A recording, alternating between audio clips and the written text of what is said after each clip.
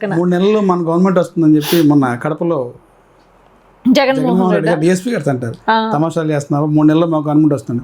నిజంగా 3 నెలల్లో కూటమి పడిపోతుందా? లేదు సార్, లండన్ మందులు అయిపోయింటాయి. లండన్ మందులు అయిపోయి లండన్ మందులు ఏంటండి ఉంది కదండి, మీకు తెలీదా? చెప్పండి. చాలా పెద్ద జనాల్లో అందరికీ తెలిసిన ఫ్యాక్ట్ ఇది. మళ్ళీ చెప్పండి మేడం, ఏంటి అది లండన్ మందులు అంటే? అందరికీ తెలిసిందేండి, లండన్ పాపం ట్రీట్మెంట్ కోసం, పిచ్చి ట్రీట్మెంట్ కోసం లండన్ వెళ్తా ఉండాడు. లేకపోతే అది ఆ మందులు వేసుకోలేదనుకోండి, మీకు గాల్లో దండాలు పెట్టేస్తారు. అక్కడ జనాలు ఎవరు ఉండరు. ఎందుకు దండాలు పెడతాడో అర్థం కాదు. ఆయన ప్రతి ఒక్కరికి గాల్లో దండాలు ఎవరు ఉండరు, ఆయన దండాలు పెట్టుకుంటూ వచ్చేస్తా ఉంటాడు. ముందు ప్రజలు ఎవరు ఉండరు. లేకపోతేనేమో ఈ అధికారుల మీటింగ్ లో నేను రాత్రి మా నాన్నతో మాట్లాడాను, ఆత్మలతో చర్చించాను, ఇలాంటివన్నీ చెప్తా ఉంటాడు. భగవాన్ ఉన్నారంటారా ఇది జగన్మోహన్ రెడ్డి గారికి? ఏదన్నా డెఫినెట్లీ ఉందా? చిప్పు పోయింది, మీకు తెలియట్లేదా? లేకపోతే మీరు ఆ సంక్రాంతి పండుగలు అప్పుడు చూసే ఉంటారు, పక్కన ఎవరు ఉండరు, చూసి మాట్లాడుతూ ఉంటాడు. నేను నిజంగా జనాలు అనేదానికి ఆయన చేసే బిహేవియర్కి అట్లే ఉంటుంది. ఎట్లా పోతుందండి 3 నెలల్లో ప్రభుత్వం వచ్చి 7 నెలలు అయింది. జమ్లీ రావాలన్నా ఇంకా 3 ఏళ్ళు పడుతుంది కదా, 2027. అంటే చూడండి ఎలాంటి మైకంలో, అధికార మైకంలో ఉంటాడు. ఆ మందులు వేసుకోకపోతే పని చేయదు, ఏం మాట్లాడతాడో అర్థం కాదు, మైక్ ముందుకు వచ్చి తడబడతా ఉంటాడు.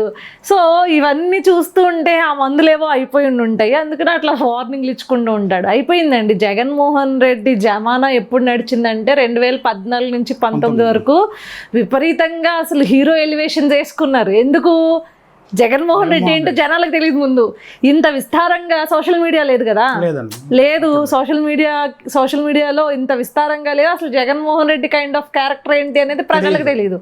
ఏది ఎంతసేపు ఆ సాక్షిలో ఎలివేషన్ వీడియోలు తప్పించి, ఆ కేజీఎఫ్ బ్యాక్గ్రౌండ్ వెనకాల పెట్టి ఎలివేషన్లు వేసే వీడియోలు తిప్పుతారు తప్పించి, జనం ఇంకా ఇక్కడ ఇంతమంది ఉన్నారు అని చెప్పేసి ఆ దండాలు పెట్టే వీడియోలు తిప్పేవాళ్ళు తెప్పించి జగన్ క్యాపబిలిటీ ఏంటి, స్ట్రెంగ్త్ ఏంటి, స్టామినా ఏంటి అని ఎవరు చూసారు 2014 నుంచి 19 వరకు? అందుకని హీరోయిక్ ఎలివేషన్ చేసుకున్నారు.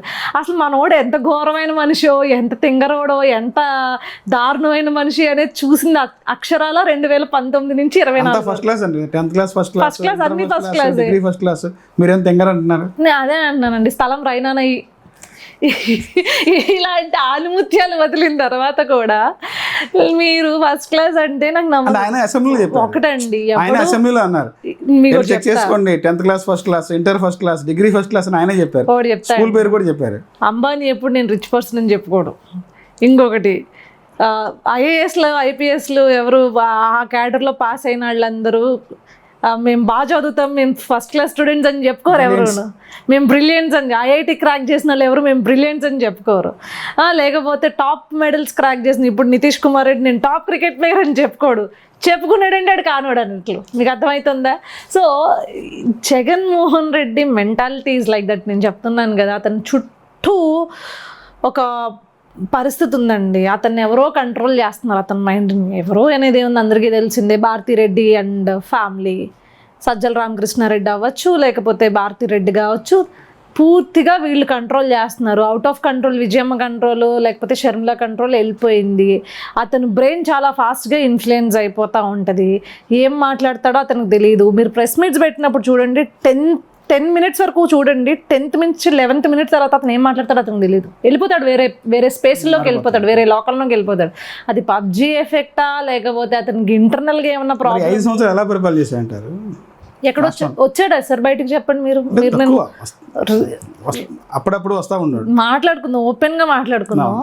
ఏ రోజన్నా జనాల్ని ఫేస్ చేయాలంటే ఎంత భయపడతా వచ్చాడండి, పరదాలు కట్టుకుంటూ. జనాలను చూడ్డానికి ఇష్టపడేవాడు కదా కదండి గత 5 సంవత్సరాల్లో, 5 ఏళ్లలో ఏ రోజు ఇష్టపడలేదు జనాల్ని. మీరు ఇంకా చూస్తే కనుక ఆ మనిషికి ఏదో లోపం ఉందండి, బయటికి రాడు. మీకు ఏ రోజన్నా ప్రెస్ మీట్ జనవరి 23 నుంచి ప్రజల్లోకి వస్తాను, ప్రతి నియోజకవర్గం టచ్ చేస్తూ ఉంటున్నారు, ప్రతి కార్యకర్తకు అందుబాటులో. నేను బెట్టేసి చెప్తున్నా, ఎక్కడికక్కడ సెట్టింగ్ ప్రోగ్రామ్ ఉంటుంది తప్పించి మీలాగా జర్నలిస్టుల్ని, ఓపెన్ జర్నలిస్టుల్ని వీళ్ళందరినీ ఓపెన్గా పిలిచి ప్రెస్ మీట్ పెట్టమని చెప్పండి. ఎవరు ఎక్కడ ఏ ప్రశ్న ఎందుకు? మొన్న ఈ మధ్యన ఏదో ఎయిర్పోర్ట్ దగ్గర అనుకుంటా ఫ్లడ్స్ విషయంలో ఒక ప్రెస్ మీట్ పెట్టి ఇదిగో రాయ్యా నేను ఇచ్చేస్తాను, నా స్క్రిప్ట్ నీకు ఇచ్చేస్తాను, నువ్వు ఇదిగో తీసుకో అంటున్నాడు. జర్నలిస్ట్ని తీసుకోమంటున్నాడు. అంటే అతను మెంటల్లీ హీఈస్ లిటరలీ డిజేబుల్డ్ అండి. నాకు అది మనకి చూసే వాళ్ళు అందరికీ అతను క్లీన్గా అబ్జర్వ్ చేస్తే, అతని యొక్క బిహేవియర్ని కనుక అబ్జర్వ్ చేస్తే అది తెలిసిపోతూ ఉంటుంది. నడిపిస్తోంది ఇంకొకరు షాడో ముఖ్యమంత్రి, ఆ మహిళా ముఖ్యమంత్రి అందరికీ తెలిసే. ఆమె ఆర్డర్సే పాస్ అవుతాయి. మీరు తిరుపతి ఇష్యూలో మీకు లిటరల్ ఆమె ఎంత కన్నింగో చెప్తా ఉండండి. తిరుపతి ఇష్యూలో ఎవరైనా సరే చనిపోయిన దగ్గరికి వెళ్తున్నప్పుడు ఎంత విచారంగా, ఎంత బాధతో వెళ్తారు. అదే ఈ వ్యక్తి వచ్చినప్పుడు సీఎం అని అక్కడ ఎలివేషన్ చేస్తుంటే నవ్వుకుండా వాళ్ళకి ఒక ఇది ఇస్తూ, ఒక హ్యాండ్ గెస్చర్ ఇస్తూ, ఆ ముందు ఈమె పాస్ అవుతూ ఉంటుంది ఆవిడ భార్య భారతిరెడ్డి గారు నవ్వుకుంటూ సాడిస్టిక్ నవ్వు.